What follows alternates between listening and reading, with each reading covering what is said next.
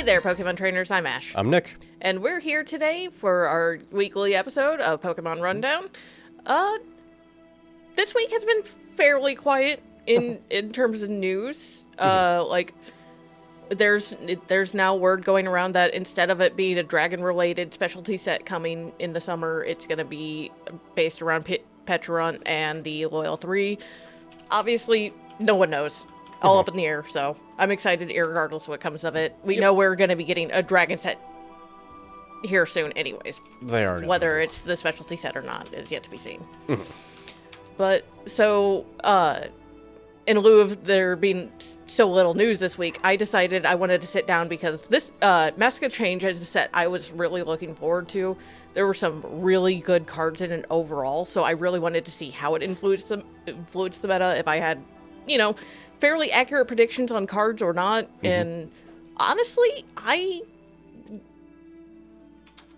was not expecting the results I was seeing. I don't know. I guess I'll just start off with Long Live the King. Goodbye, Charizard. You were gone. Dragapult has dethroned you. And I'm pretty sure that's going to stay that way in the West as well. Once Dragapult comes to the U.S. and international. See, I'm the contrarian here. I think that Zard is going to be the cockroach that just refuses to ever properly die. Oh, I mean, no, it absolutely is. It's kind of like how Arceus just keeps getting slotted into everything, and how Arcetina is like one of the most powerful versions of Arceus or Giratina at this point. Like, there's just Mask of Change has done a lot to the meta in very interesting ways. Like, just first and foremost, some of the new decks. Obviously, Dragapult is the big one. Dragapult just has an attack that's 200, puts 6 damage hit counters on your opponent's bench Pokemon any way you like. There's so many different ways you can run it as well, with it only having two energy cost, which I believe was Fire and Psychic. So, very easy to get set up, very easy to start just dishing out damage. Like, it's a good, solid contender. It doesn't... I think Zard still wins in the damage department, but... Yeah. No, I think that until there's any effective counter for Charizard printed, it's never going to go away. Like, it just does too much, too well, too consistently. Yeah. Like, I definitely think Dragapult's got legs, but I don't think anything's dethroning Charizard from the rank 1 spot for a long, long time without some major shakeups. I don't know. Again, looking at the city weeks for like the past week or so, there's been a massive shift from Charizard winning to... I looked through the two most recent pages today before we started filming, and I think there were a grand total of 5 Charizard decks, and I think 4 of those were Dragapult variations. So, only one normal Charizard deck. Obviously, we'll see. Maybe the international audience will figure something out that the Japanese audience didn't find out. But yeah, another hilarious deck that as soon as I saw it, I've been just losing it nonstop. Iron Thorns. That's it. That's the deck. There are 4 Iron Thorns and 56 ways to make Iron Thorns work. It is very silly, but a lot of fun, because all Iron Thorn says is, if it's in the active, any Pokemon that has an ability doesn't, unless it's a future Pokemon. So, literally shuts off Snorlax. No. His text is Pokemon with a rule box. Oh, Pokemon with a rule box. Yes. Oh, okay. No, I double-checked that, and no, it affects rule boxed non-future Pokemon. Okay, I guess I goofed on that, but, I mean, all the same. Yep. It does cancel Zard at the very least. Yep. Which, at the very least, yeah, that's good counter. It's still solid against Snorlax as well, mostly because you can play Merry-Go-Round with the energy. Its singular attack is, I want to say 2 electric and then 1 colorless for 140 damage, and then move 1 energy from that Pokemon to one of your bench. Yep, yeah, 140 for 3 energy. So, not awful. Yeah. Next one was another deck that has been seeing a little bit of play here and there, is one that I kind of looked at, wasn't too sure on, but it sounds very funny, and if you can get it going, it can go well, which is Dipplin. A single prizer Pokemon that just needs 1 grass energy to use its attack. It does 20 damage for each of your bench Pokemon. And then with the added bonus, if you have Festival Plaza out, you can use the attack twice. So 200 damage for 1 energy is not bad. Yeah, nothing to scoff at. 200 damage on a single prizer Pokemon. And a stage 1, it makes it pretty easily accessible. Yep. And then just like all the other festival Pokemon, the Pokemon that have this ability as well, there's Goldeen, which has been seen like a one-of, mostly just to make it work. Thwacky has been in just, I think it's mostly max Thwackies for it. It's a silly deck, but it's kind of like, what was it, Tea Time, I want to say? The Mad Tea Party? Party Time, like Tea Party, yeah, I know, yeah. Yeah. I think it has a chance to be more powerful than that, but it's still very situational. I have commentary on that one later, don't worry. Another deck I had started seeing a little bit of, not a whole lot, Greninja. Greninja was the one I was actually expecting to dethrone Charizard of anything, so I'm kind of shocked to see Greninja barely hanging in there, honestly. One of the big ones is just Greninja Pidgeot Control. Greninja is pretty bulky at 310, and then also the first attack is 170 damage for a single water, and it allows you to do a deck search. Second attack allows you to, I want to say, remove 2 energy to do 120 to 2 bench Pokemon. Yeah, it's water, colorless, remove 2, discard 2 energy, it deals 120 to 2 of your opponent's Pokemon. Ignore damage, resistance and weakness for benched. Yeah, it's good if you're doing like if you're going against a Lost Box, but typically you're going to be relying on that first attack just because, again, 170 for 1 energy, and you get to search your deck for anything. Yeah, no, it absolutely, it's going to be that first single water attack is going to be 99% of its use in that area. So it's like, oh, I have 2 prizes remaining. You have 200 HP Pokemon benched. Boop boop, game over. So, I don't know. I have a feeling that in the future we'll probably start seeing Greninja more as long as Greninja starts getting a little bit more support. But, yeah, no, it's, again, not the way I was expecting everything to come around, but at the same time, pretty... I don't know. Tame, I don't know if tame would be the best word to put in this case. I wouldn't say it's better than Radiant Greninja, but it's probably one of the best Greninjas we've seen. Yeah, it's really hard to compete with Radiant Greninja. Yeah. I mean, so many decks run it at this point. I believe every deck list that I look at is either Radiant Greninja, Radiant Charizard, or the very rare, like, Alakazam to do weird damage counter shenanigans. Yeah, no, Radiant Alakazam has been seeing a little bit more play. I'm kind of glad to see it. It was one that seemed incredibly weak when we first saw it, so seeing it come around now, especially with it doing fairly decently in a lot of these tournaments that it is seen play in. But past that, there's been some fun variations. Like I said, Charizard has been developing a variant that involves Dragapult as well. There is the Regidrago V-Star, which Regidrago I will never let go. But people have been slotting Dragapult in that, and then I also know Raging Bolt as a whole can be silly in that, but Raging Bolt was previous set, so that's just me being late to the game. I don't know. I love Regidrago. It apparently performed phenomenally in an expanded event, so I'm very happy for it. And I can't wait to build it for expanded as well, because... Yeah, no, Drago definitely feels more like an expanded card because you just have a much larger wealth of good dragons to choose from. Oh, yeah. And then going on to the next thing was just going through like deck lists. I was just kind of getting an idea of what cards were seeing the most play, and unsurprisingly, one of the top ones was Blood Moon Ursaluna, which we both called like a mile away. Yep. It is more or less taking the spot of Charizard in most the Radiant Zard specifically in most decks. Just you can potentially attack for free, or if you need to attach energy, doesn't matter which energy it is. Yep, yeah. 5 colorless is pretty trivial already in the fact that its ability has a built-in cost reduction to make it even easier. There's no reason this thing wasn't going to see a ton of play. Like, the only downside being it's a 2-prizer versus Radiant Zard's single prize, but most of the time I'd only ever see Radiant Zard coming out when, like, there's only 1 to 2 prizes left as is. Or a very, very unfortunate opening hand. Yeah. Which always happens. Past that, there was also Tatsugiri, which obviously I've made my love for Tatsugiri very well known. I was anticipating it to see some play. I was not anticipating it to see in like 95% of the decks I was looking at all had Tatsugiri in it, and it was honestly insane. Yep. Like, Tatsugiri just has a phenomenal ability. If it's in the active, you can look at top 6 cards, put a supporter you find there, and shuffle the rest back into your deck. I mean, it's good to have a free Pokegear, essentially.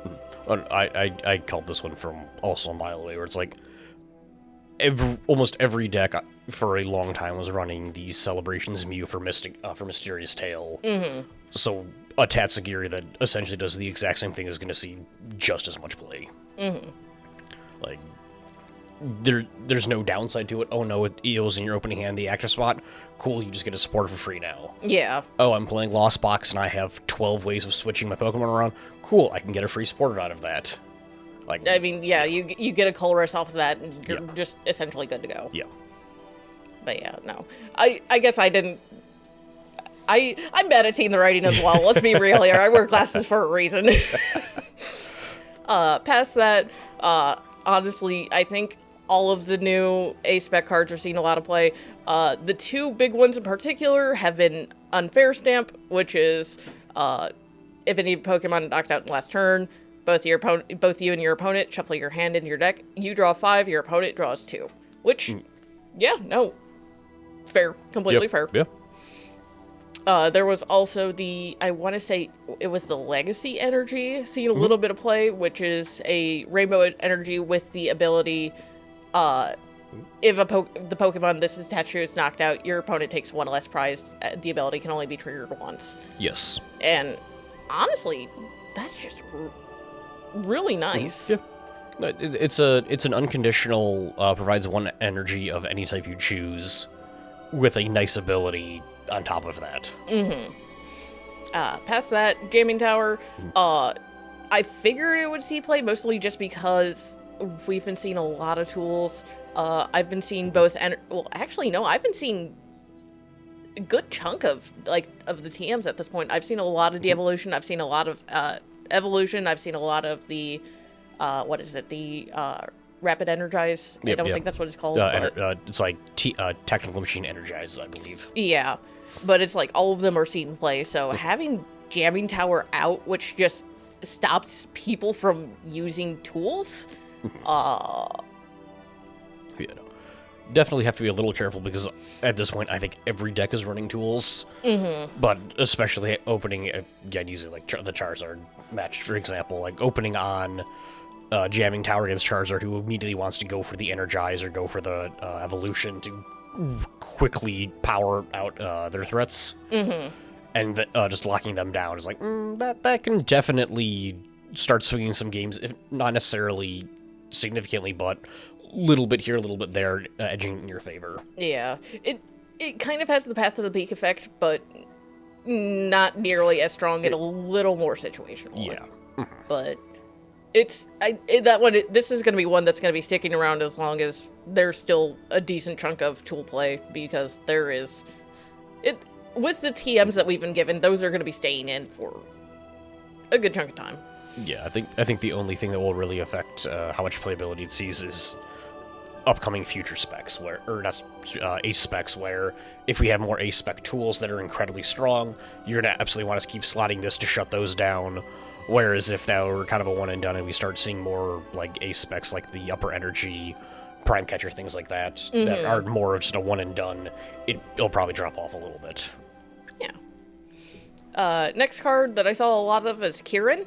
Has you can choose one, either switch your active Pokemon with one of your bench, or your Pokemon's attacks do 30 more damage to your opponent's active Pokemon X and V this turn.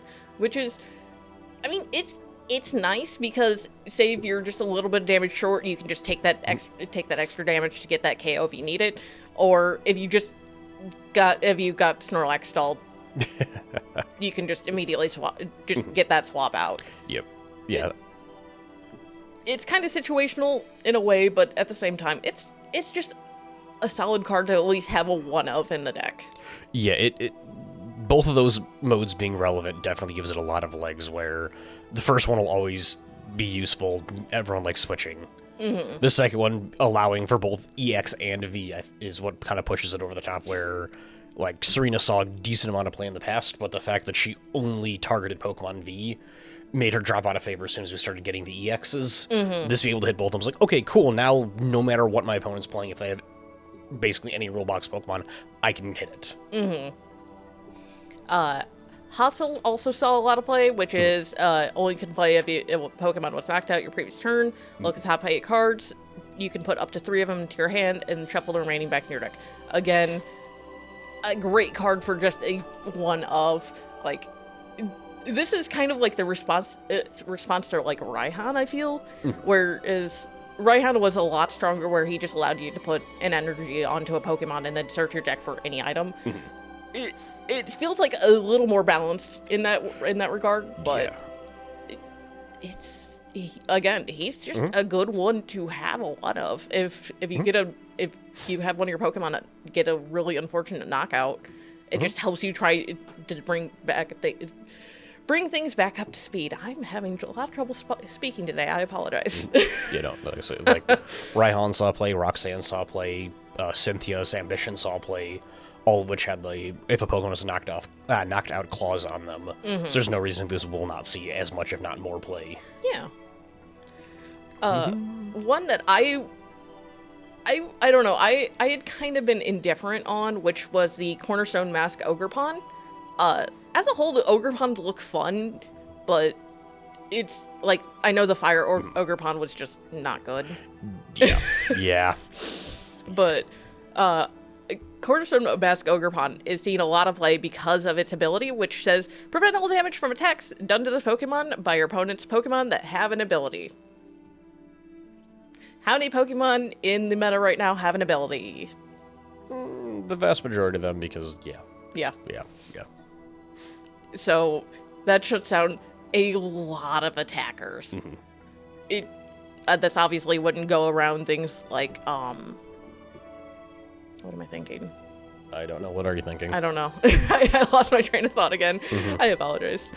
But again, it's just good, and it also has a fighting 2 colorless for 140, and it's not affected by any effects or weakness resistance.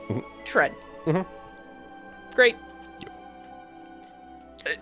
I'm sorry. What? I just saw the note of somehow still going to be a letdown. I looking at this, like, on paper, it seems like it's supposed to be really good, and I can absolutely feel it's going to have no play.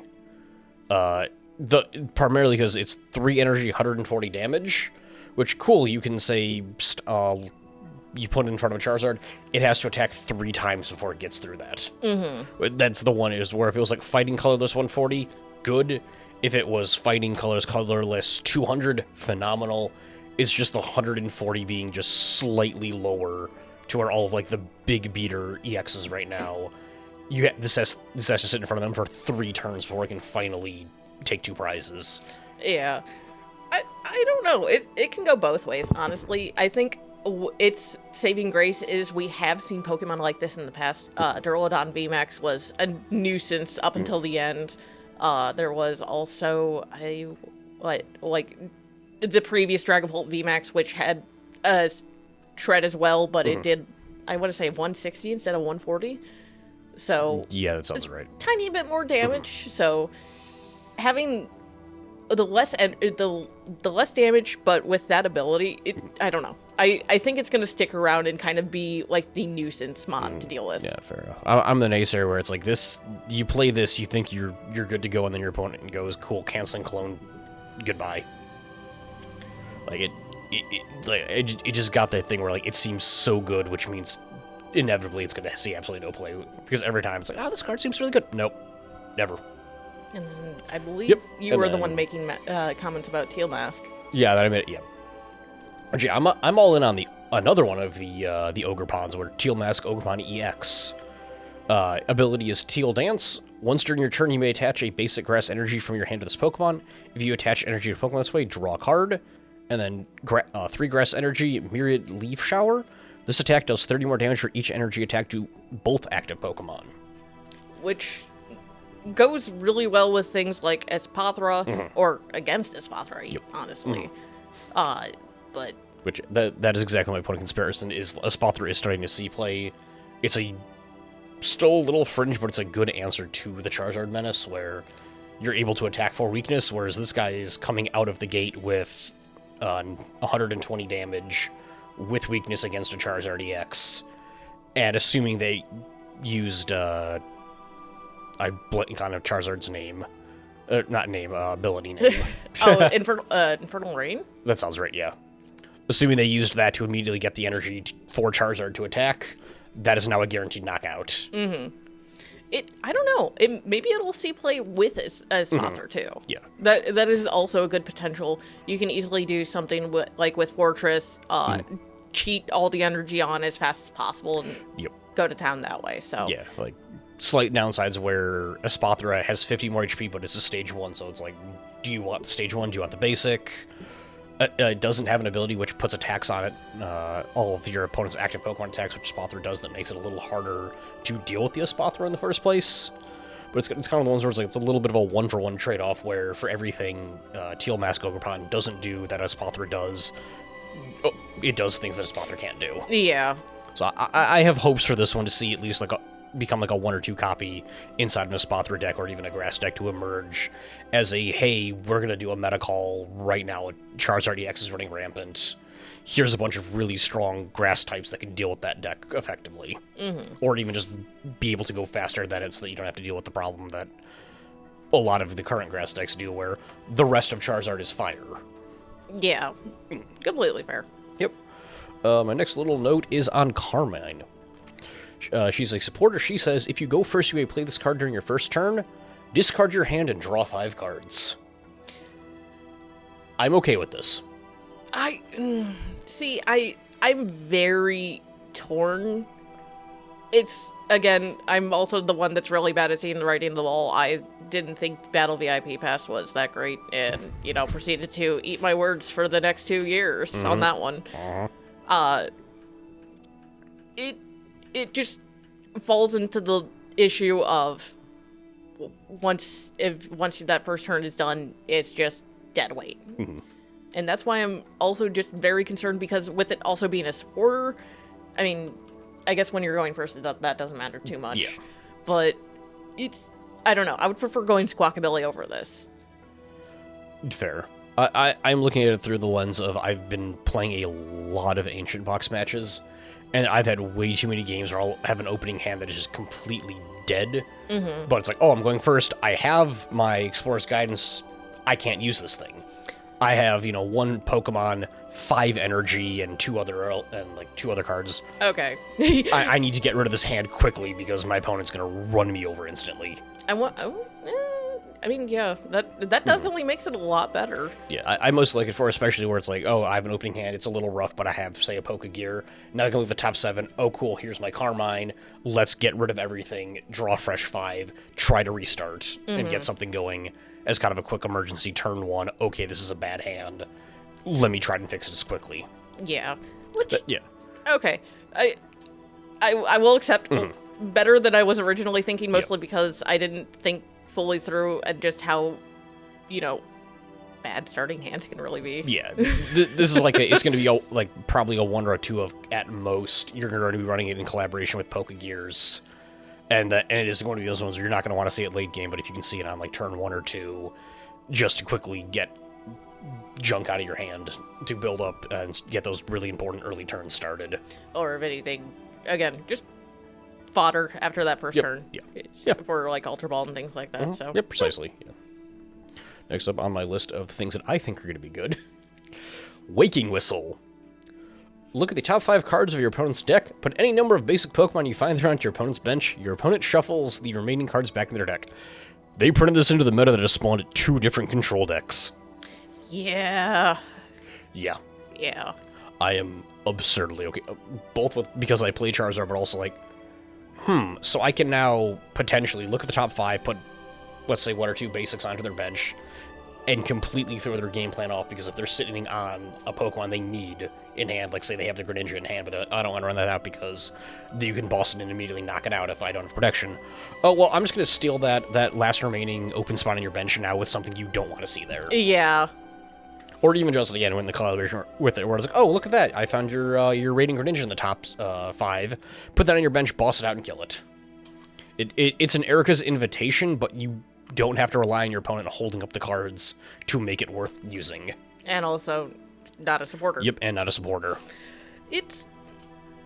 Again, I'm neutral on it. I think, if anything, it's going to see lower play, but in play with decks, like the control decks, obviously. But things like Sableye might do it. Greninja might play it. Yeah. There's a few ways that can see play it as well, so... Yeah. I could absolutely see Lost Box slotting in a copy or two as just a cheeky little, I'm going to steal something off the top of your deck and immediately put some damage on it. Exactly. Next up, I have Perrin. Reveal up to 2 Pokemon from your hand and shuffle them to your deck. Then search your deck for that many Pokemon, reveal them, put them into your hand, then shuffle your deck. I actually missed that. Yep. I will admit, that is a supporter I completely missed. I'm adding her on a technicality because she was originally out of Crimson Haze, but she is getting her illustration and secret illustration rares in Twilight Masquerade. Yeah, fair enough. So she kind of snuck in, where I don't think she's come out in an English set yet, but with the illustration rares, I'm assuming she's probably going to be a supporter in the set as well. But yeah, I'm super hyped for her, being able to either get rid of Pokemon that are kind of stranded in your hand, like, for example, you're playing Serena. If you've got Serenas in hand but no Bounce Suites, yeah, cool, I'm going to get rid of those, grab the Bounce Suites, or, oh, I really don't need these 2, I'm going to search for the 2 Pokemon I do need. Or having a hand of 2 Bibarels and no Bidoof. Yep, exactly, yeah. There's all those hands where it's awkward, where either you have the evolution but not the basic, or it's like, I really don't need my 4th copy of Roaring Moon right now. I need to go and grab a Koraidon. And just being able to get and it also being a 1-for-1 swap, so it's now like shuffle 2 in, get 1 back. Yeah. It's... Again, that might be one of the ones that we'll see a little bit of play here and there as mostly a one-of. Like, yeah. Pidgeot, I see, would absolutely love it. Yes. Just because, if they just draw, like, the middle stages, if they grab, like, 2 Pidgeotos or anything else, like, reveal those, put them back, grab the things you need. Yeah. Not bad. I'm very... Oh, right, there was the other note that I was making, that, in particular, they are printing a new Palafin EX that requires you to play it from the deck rather than hand. This is now, oh crap, I drew my Palafin EX. It's a dead card. No, it's not anymore. Let's put that right back in. Yeah, actually, that's also one I didn't think about as well. Like, Palafin has been one that I've been staring at, so... Honestly, yeah. Yeah. Like, this will be a 4 of in the Palafin deck and a 1 or maybe 2 of in every other deck. But now we are moving on to some of the cards that we believe are letdowns. I'm starting off the list with Milotic. I feel like it's every time it's just Milotic. They give Milotic these phenomenal abilities. This case, State of Calm. Your opponent's Pokemon in play, any attached cards attached to their Pokemon cannot be put back into your opponent's hand. Stops things like, what is it? Professor Turo scenario, there is Penny, like, that can cripple very quickly. And I was expecting to see some of it, and I think of all the deck lists I looked at, I think I saw it once. Yeah, Milotic has a weird habit of, like, it has a somewhat relevant ability, but on a stage 1 body, and always the ability is kind of awkwardly narrow, where... If it said something like they can't return cards from their discard pile, you would see this in every deck, but because it's only from in play, it's like, well, now, I mean, sure, they might do a Penny, but what else is it doing? Like, my singular note is, wow, Pokemon Company really said screw Scoop Up Net the set after it rotated out. Pretty much. Like, I guess it's... I did think of that, too. I guess it stops the upcoming Ace Spec Scoop Up Net, but... I mean, I was about to say it stopped scoop up net and expanded, and it's like, nope, it got expanded and expanded, so. Next on the list, again, the one I'm mostly disappointed in because I was expecting it to see a lot of play, Greninja. I don't know. I'm still going to try and build Greninja because there's some fun things you can do with it. And there's just a lot of possibilities of, like, other ways you can run it as well. Yeah, I'm definitely curious to see, because there are certainly strong fighting type cards running around. I believe it's Monkey Dory, or... no, not Monkey... Okie Thank you. That just has if there's any dark energy on it, it has 100 more HP and deals 100 more damage. But it's one of those ones where, like, the support's still a little lacking to get it going. Honestly, thinking on it now, if I remember correctly, Raging Bolt requires fighting energy, so that could be a potential. But even then, that starts getting into dangers because the way Raging Bolt works is discarding energy from... And you can discard any energy from your Pokemon. But with Greninja having a more expensive attack, it turns into, do I want to get rid of this energy, or do I want to keep it and potentially risk just losing it in some way? I could almost see that potentially this might start showing up as a 1 or 2 of in something like the current Qianpao deck, simply because Qianpao already has the enabler to get so much energy quickly, and because Greninja is a Terra type, so even though it's fighting, it does want the water energy. Yeah. So that could be a potential where it turns into the setup engine for a Qianpao deck rather than a deck around itself. Yeah, mostly what I've been seeing has been Greninja and Frigibax. Yeah. Which, again, the one issue does just come back to how weak Greninja's attacks are as a whole. Yeah. They're good, but they're just very weak when a meta is full of 200 plus, 300 plus HP Pokemon. Yeah, 170 is passable. It does knock out everything in 2 hits. Not doing the math when they start throwing capes on things, but... Yeah. But anyways, moving on to our next card. Next card I put was Secret Box. Again, not bad. It just says you must discard 3 cards to play from hand. You may search your deck for one of each of an item, Poketool, Supporter, Stadium, and put them in your hand.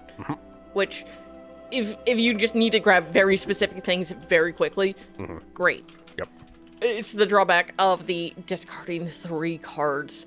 Because you might be sitting on a hand where it's literally just that in your hand. It'll be like, hey, I would love to get, all the things I need. Oh, wait, I can't use this. Okay. Yep. Yeah, no. This one is like, I'm looking at it, it's like, this seems terrible. It seems like it's going to see no play. I can't wait for it to win Worlds. Like, yeah. That's inevitably going to be wow, this card's terrible. Oh, it's $50 because it just won every major event since it was printed. It is pretty close to, I want to say, Professor's Assistant, but it does swap around a few things, because if I remember, Professor's Assistant can grab energy, but I believe it's also just purely from discard. I would have to double check that one out off the top of my head. I guess what I'm trying to get at is a similar feel, but much worse. Yeah. If it had been printed with something, say, like, you may discard up to 3 cards. If you do, search for up to X cards. Honestly, I would have definitely preferred that variation if that wasn't a thing. Because then it gives a little more. It gives much more legs. Where it's like, oh, I only have 2 cards in hand, or I only have 1 card in my hand that I want to get rid of right now. I'll just pitch that and grab the one that I need, rather than having to basically trade 4 cards for the 3 every time. Yep, and then the next one is the one that you've been saying multiple times that you have very strong opinions on. Yeah, just the entire Lead Festival Grounds cards. Like, on paper, they seem really strong. Being able to attack twice is nothing to scoff at. But they don't do anything. Like, looking at, like, the Driplin's obviously the one we're talking about, where it has potential to do 200 damage with the Festival in play. Like, Driplin is by far the strongest of them. 200 damage is obviously significant. But we're at the point now where every Charizard deck I see is running the Heroescape, which is no longer enough to knock it out now, because 430 is greater than 400. Yeah. Same thing again, where then you look at, like, the next one, Goldeen, Double colorless, 10 damage, flip a coin. If it's heads, you discard an energy. Cool. That's still only 20 damage out of 2 attacks, and if you're lucky, you discard 2 energy. You go to the Swirlix, which I believe is put 2 damage counters on. Okay, you dealt 40 damage. It's like one of those ones where if you want to be building a deck around a particular ability, you want that ability to be able to perform. Whereas you have other decks like the Ditto Magikarp deck, where it was once again building around one specific ability, but it now has much stronger legs because, oh, hey, it's on a Ditto, I just have a nice discard pile full of Pokemon, it's going to hit really hard. You know the equivalence to that now is Flamigo, right? Yes. Oh, United Wings. Yeah, United Wings is one of the ones where, like, on paper it seems innocent, and then you realize how strong it is. But that's because it's just, okay, it deals damage equal to, like, the number of Pokemon in your discard pile, whereas this both requires a particular stadium in play, and then the Pokemon to have that ability. And you need your opponent's Pokemon to not have more than 200 health if you're playing the Driplin. Fair enough. I don't know. Maybe I have a feeling if the new specialty set is going to be around Petron and the Loyal Trio, we're probably going to. I have a feeling we will see more support in these regards to Festival Lead. Maybe we'll see some more Festival cards. Who knows? Yeah, it feels like a little bit of an awkward one where they kind of backed themselves in a corner of, hey, the Pokemon with the Festival Lead abilities get to attack twice. We cannot put an attack on it that was going to be strong enough to abuse that, because attacking twice gets out of hand really quickly if they print one that's, I don't know, 4 colorless, deals 150 damage. Oh, cool, boom, boom, I just got 2 prices instantly. So they have to rein it in while also trying to make it worth playing, and that's the awkward, where, like, I just don't think it's going to ever be able to do enough by itself. Yeah, and then it turns into, if it does end up seeing a lot of play, a lot of people will turn to using things like Collapse Stadium or other ways to drop their bench lower to keep Diplin from doing as much damage as it possibly could. Even just, like, see a resurgence of, like, Worker, Lost Vacuum, just ways to get the stadium out as quickly as possible. Lost Vacuum never left. Yeah. I'm saying more copies of Lost Vacuum. Yeah, fair enough. Where it's like, oh, we now have to worry about a Festival Grounds deck. Cool, I'm just going to add a couple of extra pieces of support hate, or stadium hate, and just lock them out of the game the entire time, because they only have 4 of them at most. If you've got Lost Vacuums, cool, boom, put them in the Lost Zone, your deck is now locked out for the rest of the game, more or less. Fair enough.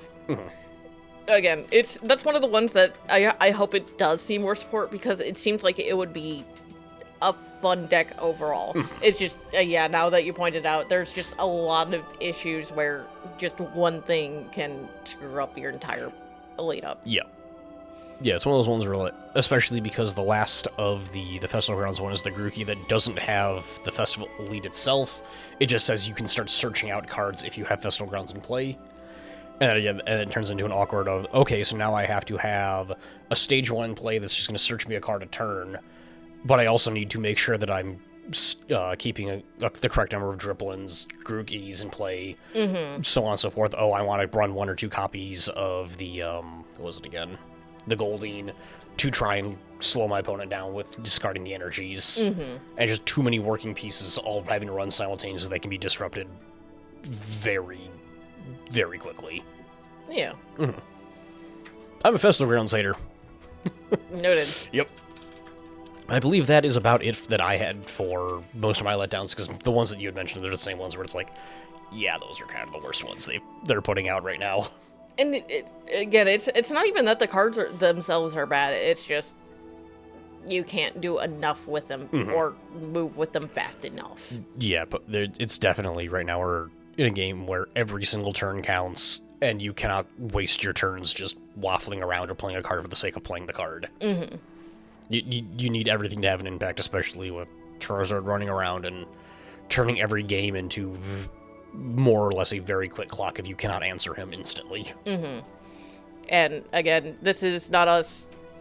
I mean, we're both not Charizard fans, but we both agree that the deck is phenomenal and more or less the deck to beat at this point. Like, we have our Pokemon crew that are all going to Indianapolis next week. I'm going to be rooting them on the entire time. No way. But they literally spent hours upon hours just practicing against Charizard to try and figure out every single way they can answer to it.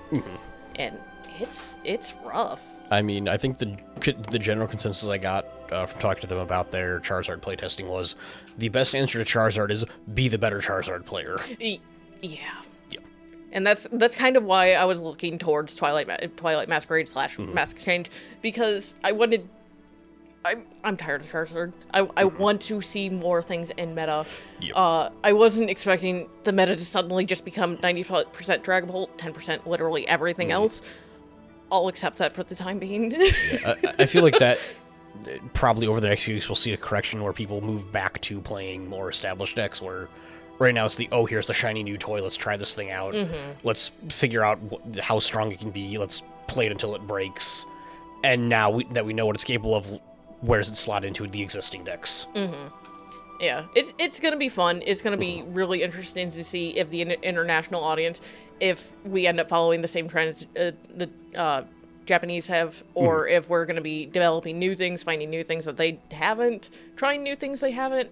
I'm going to keep being a menace to society on Pokemon Alive with my Serena deck, which is only going to get more powerful with Twilight Masquerade, thanks to the Bug Catcher's equipment. Which just, if I remember correctly, says look at the top 6, take 2 grass energy there. Top 7, any combination of grass Pokemon and grass energy. Or 2 in any combination of, Which, yes, please. And then it makes Gardenia's Vigor that much more usable. Yeah. But that is also me sidetracking once again, so I think we should probably call it here. Fair enough. As always, I'm Ash. I'm Nick. And we'll catch you next time.